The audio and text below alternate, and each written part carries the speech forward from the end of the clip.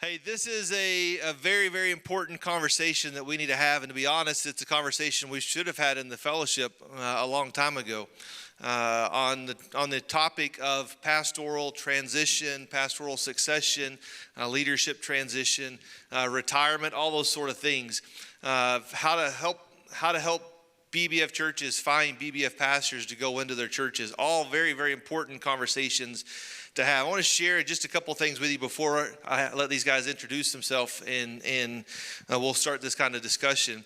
On the BBFI website, and I got the analytics pulled up right here, just so you can kind of be aware what's happening. The second most popular page looked at on the BBFI website is the current job listings.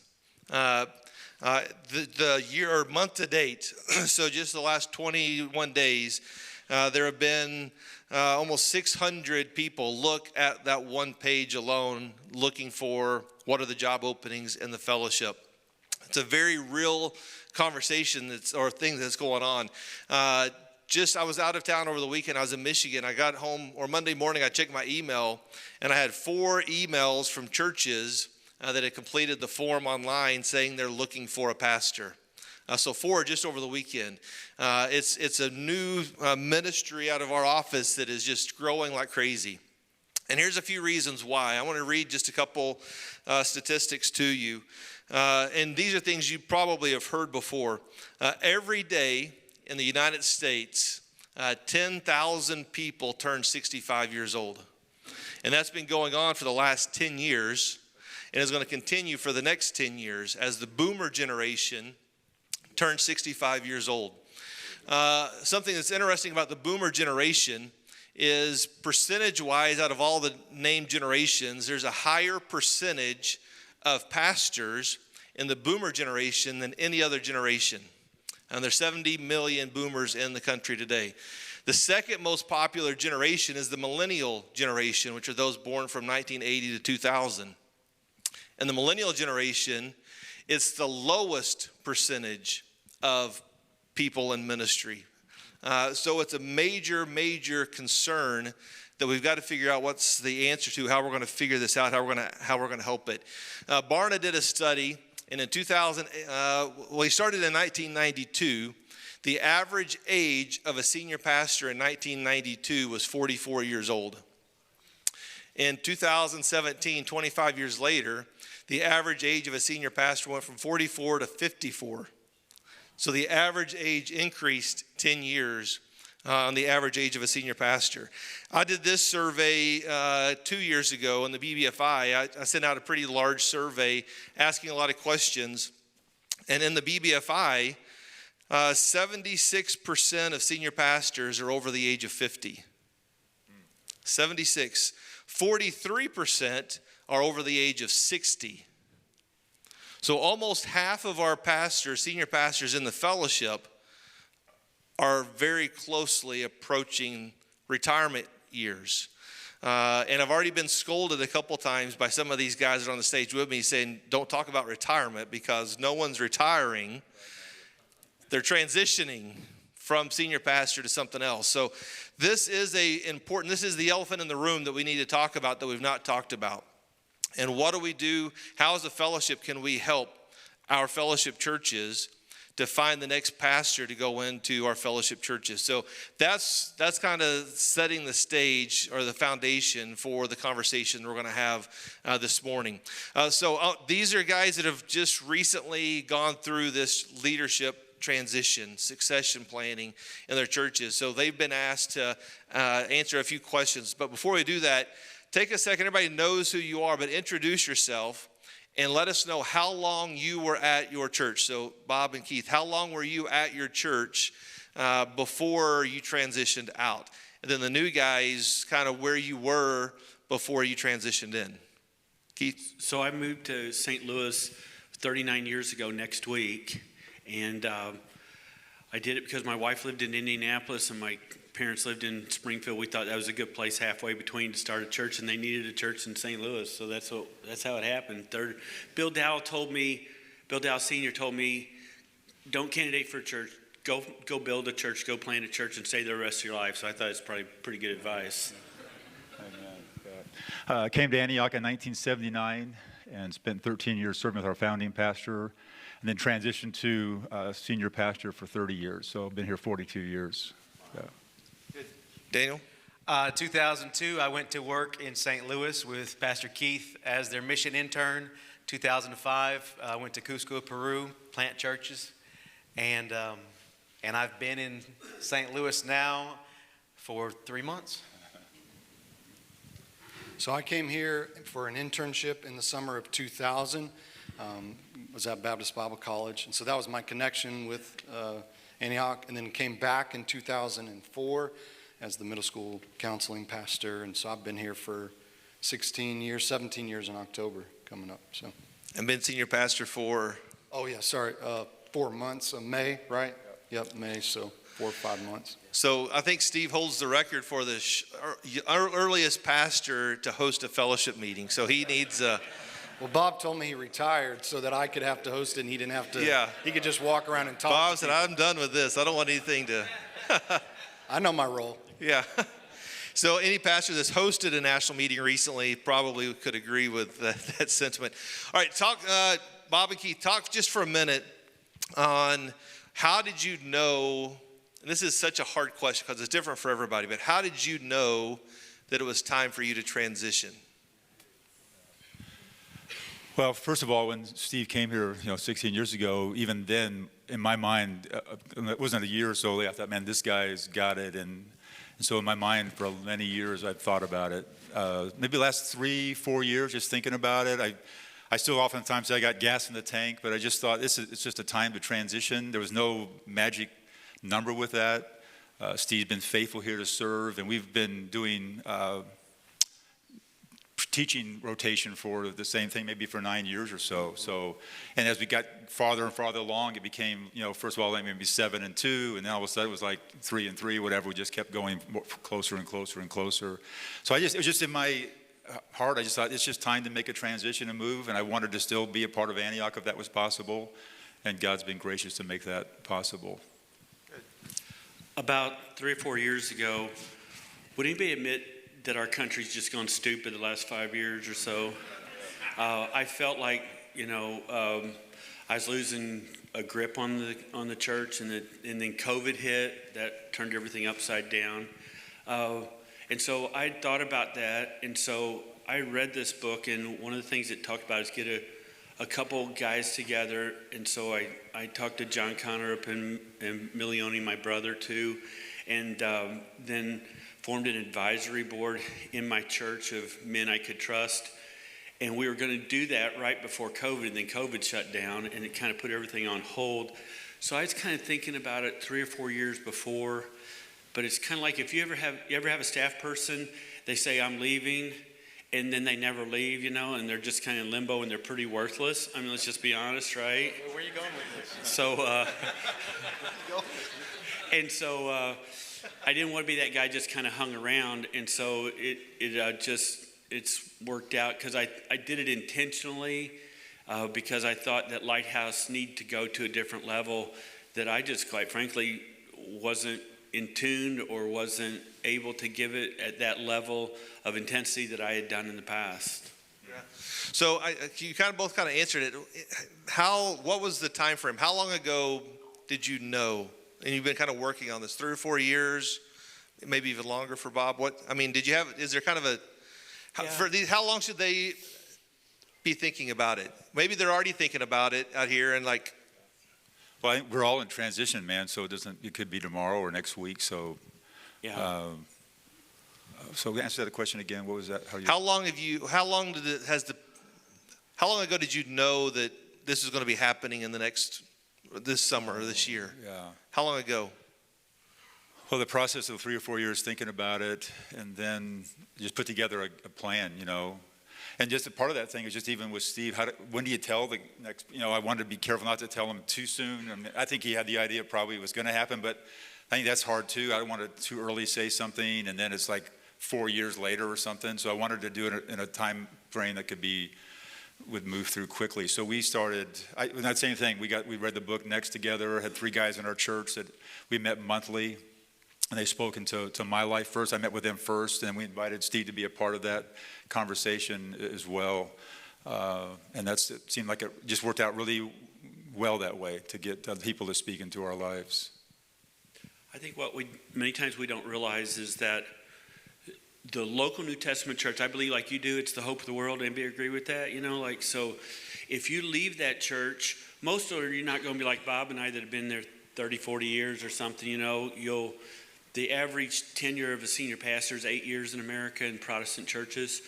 And so the probability of you moving it before you retire is a lot greater than like retiring out or whatever you call that. But you have a responsibility, I think, before God. You'll stand accountable if you don't leave that church in a place to where it can move past where you went and where you brought it to. And so you've seen people in your church that have hurt the church and God judged them, right? I mean, sometimes severely. And you will be judged likewise if you don't pass that church to someone who can take it past where you do. And so that was heavy on my mind for a number of years, and I had prayed and thought about, honestly, scores of people that could maybe take that. And so when the Lord led Daniel there, it was just like that was a solidifying thing that I knew that was going to happen. And so being the senior pastor there for 39 years, I said, let me give you your first candidate, and if you don't choose him, then it's on you.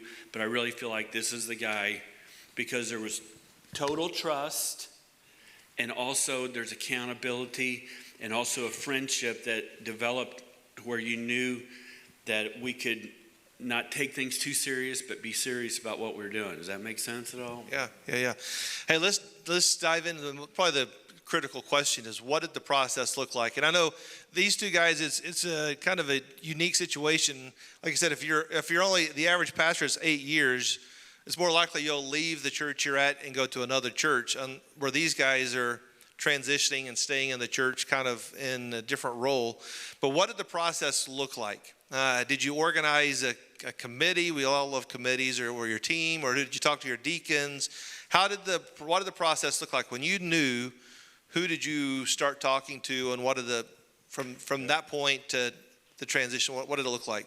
Yeah, for us it was choosing 3 men, and I wanted Steve to affirm those guys too, so it wasn't just about guys that I knew. So Steve, both of us affirmed. So Steve was the first one you talked to? Yeah, I guess it would be. Yeah, exactly. Yeah, so let him know what we're doing, and then we met. We had those. Well, first, Bob asked me to pray about it. Yeah. So we met at coffee somewhere, and he's like, "I'd like you to pray about being my successor." Mm-hmm. And so that's where it all started, and then. Yeah, then the team. Yeah, we put the team together, and that was really helpful.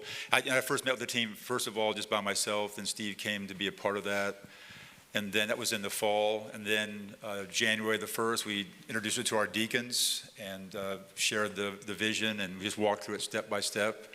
We had a timeline together, and then just when to tell our staff, when to tell our pastors, it just moved on, and then we did it in April.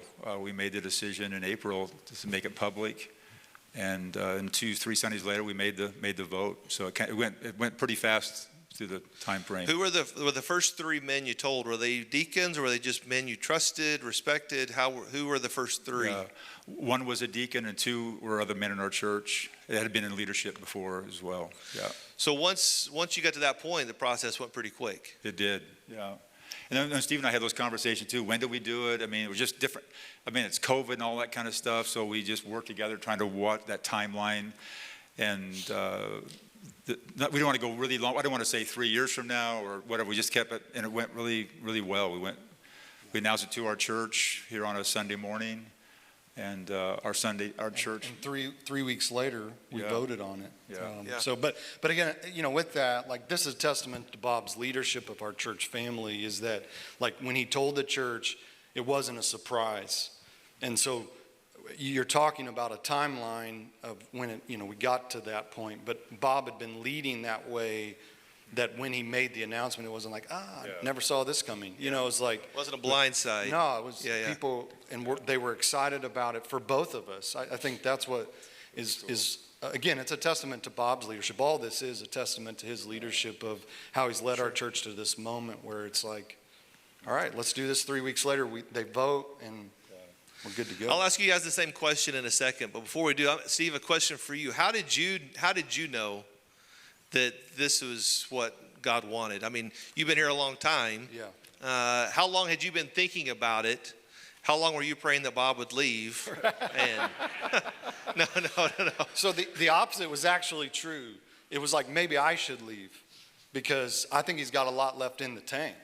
And I said this to our church family, so I'm not saying this just to, stroke his ego or anything like that. But I really do believe that. And so I would have talks with my father-in-law about maybe I should, because he would my father-in-law was on Bob's side, and he's like, maybe you should, like maybe you should go kind of idea, because he does have a lot left in things. So mine was almost the opposite of maybe I should leave, because I don't want Bob to feel pressure that I'm trying to push him out.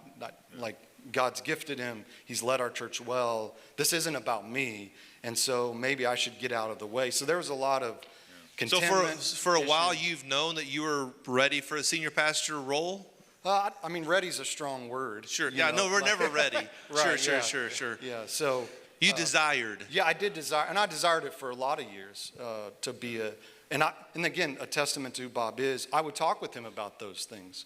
Like, man, I desired to be a pastor and to be a lead pastor of a church and that. And so and he never was like, you're fired. He was never like 2 weeks later, go find. And I've heard stories of that where you're honest. And again, we've been through a lot. I told him I wanted to be a missionary too. And then I changed my mind. He's like, you can come back. Like, most guys don't do that. And so Bob's been really gracious through the process. And so I think returning that grace is a good thing too. So obviously it's very close. You guys are very, very close, have a very close relationship and a lot of trust. Yeah. Brother Keith, what did the process look like at Lighthouse? Our situation's different. Every church is going to be different too. I have a staff member that has been on staff for 26 years. He looked like the heir apparent, but I had a check in my spirit, and when I was talking to my pastor friends, that I had confidence that they had my best interests at heart, because it wasn't ready to be put out to the church yet, or those things kind of leak out, But so they confirmed my thought about my associate not being the one. Could he have done it? Probably, but I don't think it would have been best for what was Lighthouse. And so when I conveyed that to him, he was really mad for a while. I'll just be honest with you, and he probably should have been. Then, so God, I was looking, and then Daniel. Hold on a second. You need to stop right there. Russ really took the high ground. He did. He really did. He could have been really difficult, but then God kind of put us together. You want to kind of tell him how that happened? We've known each other for 20-something years, right? Yeah, so I came on to be the intern in 2002, and just a great relationship, just kind of clicked. The church was immediate family, and even when they sent me out, just always felt that. Lighthouse, they came to visit us in Peru 6 times maybe in the 15, 16 years we were there, and so just always had that close relationship. When COVID happened, my wife and I, we were repatriated back to the States for medical reasons. And so I was really just kind of going crazy. You know how that all happened. I did what BBFI missionaries are not supposed to do, and I went and got a part-time job for my own mental health. And so preacher called me one day. He kind of called me out on it. You're not supposed to do that. And I said, yeah, but, and I just kind of explained it. And he said, well, I want you to come preach for me next weekend. And so I said, okay, because I'm not married to that job. And I went to Lighthouse and preached for them, loved being around family again. That next Friday, he said, preach another Sunday. That next Friday, I just kind of walked into the office and just wanted to know, because I love Lighthouse, it's my family, what's the future for Lighthouse? What are the plans? Because if we're honest, you're what, 65 at that when we start talking like that. And if we're honest, you can't be in the pulpit forever. And so that conversation led to another, and then he asked me, I really believe that you and Laura are the answer in the future for Lighthouse. Is that something that you would consider? Well, we had already considered that 5 years earlier. We had kind of got to the point in our ministry as missionaries that, we went as lifers, and that was our mindset. But if God ever brought us back, we didn't want to go anywhere except the lighthouse. That was just something that God had already kind of confirmed and put in our heart. And so when the conversation was, would you even consider this? That's a no-brainer because we'd already considered it. Yeah. Good. I know we're almost out of time, but we got to go a couple minutes late because there's 2 questions that are left that I think are vitally important, and more for Bob and Keith. How did your wives handle this, and what advice would you give for the wives that are here? Because it's hard for you guys to stop doing what you've been doing forever, but there's security for the wife knowing that what you're doing. So how did you minister to them, and what advice would you give for wives that are here? Well, I think that Judy and my wife Becky are about a lot alike. They're very kind of quiet. I do think that you guys know this too, that it's a team ministry. I cry at store openings, so I'm sorry, okay. But if your wife's not on board, this book about handling any situation that you or want to go to, it's called Next. And if your wife's not on board in the transition, it's not going to work, all right? So Becky could see the pressure I was under in my health. I was having some health things. Brother Milione had me preach at the college. I almost died in the pulpit. That would have been really a great one, wouldn't it, if he did that? But anyway, so yeah, she's really on board with this and happy and praying that this works. We're still pretty newbies in this, aren't we? And so I'm trying to pass the torch while the torch is still lit, because I think that'll work better. Amen. Yeah, that's a great analogy. Pass the torch while the torch is still lit. You just said that flippantly, but that's Daniel's good. line. I stole it. Oh, Daniel, that's so good. Well, anything you'd say about Judy? Yeah, same thing. We had conversations for years about that, and prayed together about it, what that would look like. And so she was 100% into that. We love Steve and Ruth, so it's a great relationship. So we were totally in on it. I would say Jesus Christ is over all the whole picture of being success, but my wife and I are really, it's a big part of us. That we made a decision too that we are all in with that. And we put together just a 10 commandments for previous pastor. That would be me. Like we said, we're going to champion the mission. We're going to pray for Steve. We're going to speak well of Steve and his family. We're going to promote unity. We're going to support publicly and privately Steve. We're going to encourage as my pastor. I'm going to serve Steve, keep short accounts, fulfill pastoral responsibilities, and tithe faithfully. That's my commitment to Steve. Wow, that's great. Together. Can I have that so I can share that with everybody? Huh? You want to? Yeah. Yeah, or at least get a copy. I'll take a picture of it here in a minute. Because you read it quickly, and I bet everybody here wants that. Yeah, So we're all in, man. And it's great. Steve's a leader, man. He leads well, and it's just rewarding to be a part of it, and including I'm in the staff. We're all together, man. We do everything together, and it's good. So when we announced at our church that Sunday, the first service, it just erupted and just stood up and applauded. And of course, we're just crybabies, both of us, and it was just awesome, man. Our church has been so engaged with it. It's just been so positive. Good. God is good, man. I love just being a part of Antioch and being a part of the ministry here. Good. And we understand too that it's fragile, right? Like what we're holding on to here is fragile in the sense that Satan desires nothing more than to deceive us and to bring disunity to our church. And so we have, as a church, just gone to God to pray for unity. Yeah. Like, God protect us from disunity. I think we talk like this, but we say this with humility. Amen. Like, we understand that tomorrow something could come up that could cause disunity in our church. And by God's grace, we want to keep on our knees and humble before the Lord in this. It won't be tomorrow. It'll be after we all leave from the fellowship meeting's over. I'm sorry. Go ahead. I wanted to say one thing too is that when you move from the senior position, it is a huge shift in your mind because you're not giving orders anymore. You're taking them. That's tough to do. I'm telling you. I didn't know that was. Is that true? That's supposed to be that way. No disunity. I know. Hey, it's worked for us, Steve. I use the word boy every once in a while, and that helps our I'm not relationship. going there. Ain't that right, boy? That's too far, man. You guys are going to have issues in a second. I'll tell you that for sure. I know my role. We met in his office, my old office and stuff, and so I'm sitting across from where I used to, and he goes, he made me this promise. I think this is a really good, he's very wise beyond his years, but he said, I'll never disrespect you, but I'm going to change some things that you aren't going to like, and that's true. You just get ready for it. Jerry Thorpe told me, you're not going to like anything about the guy that follows you, all right? So just get used to it, and anything else above that's blessing, all right? So he's like a bull in a china shop. He is just going for it, and I'm riding on that bull. It's a very distressing kind of feeling. I'm telling you, I'm being honest. Am I right, Daniel? And so, but our church needs that, and you got to get past that as a pastor. When you've been calling shots, you're not the big dog anymore. You're the little dog. That might be the missionary mentality in me, because it was kind of ingrained that it's not better, it's not worse, it's just different, and that's kind of what we maintain at Lighthouse. Yeah. You be careful. I was there at that chapel when you almost, it was a rough day that day. Hey, this was great. Hopefully this has been encouraging to you. I think this is a conversation we definitely need to keep having down the road. So last thing, you're holding the book. This is an incredible book. I've got a copy of it.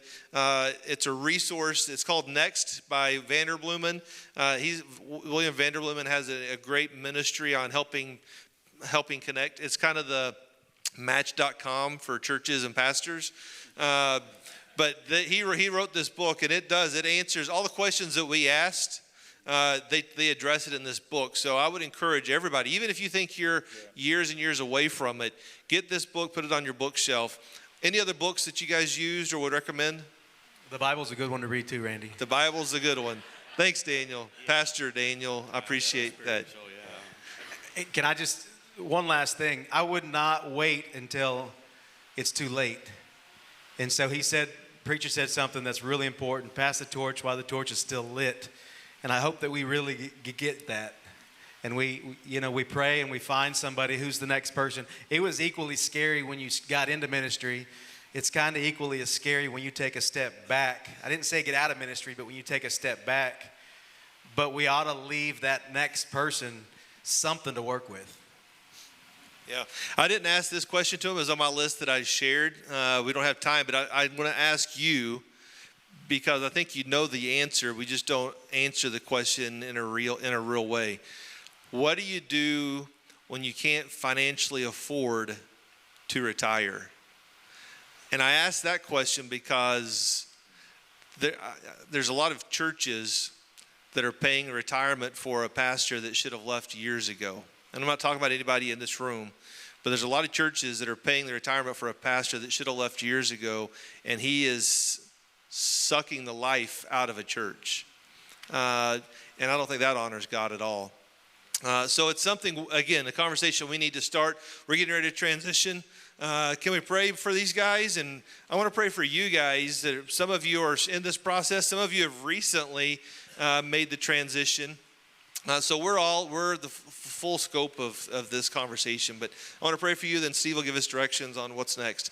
God, thank you for loving us. Thank you for these men that are on the stage that have set a great example of what it looks like to pass the torch while the torch is still lit, and to transition. I'm thankful for Brother Bob and Brother Keith and their wisdom, their honesty, their humility, and their love for you and their love for your church. To do what they've done. And I pray for Pastor Daniel and Pastor Steve as they've taken up the reins of these two great churches, and that you would bless them and bless their churches, and that you would help them to honor those that went before them, and looking forward to greater days ahead in each of these churches. And for everyone that's here, I've heard it said, it's actually one of the first paragraphs in the book we talked about, that everyone is an interim pastor. And that's the reality. It's hard for us to kind of think about that, but we're all going to be replaced someday. Help us to be mindful right now to make sure we're doing what we can to prepare the church for that, because the church is much bigger than any one person in this room, and help us to honor you through that. God, we love you. We praise you in Jesus' name. Amen.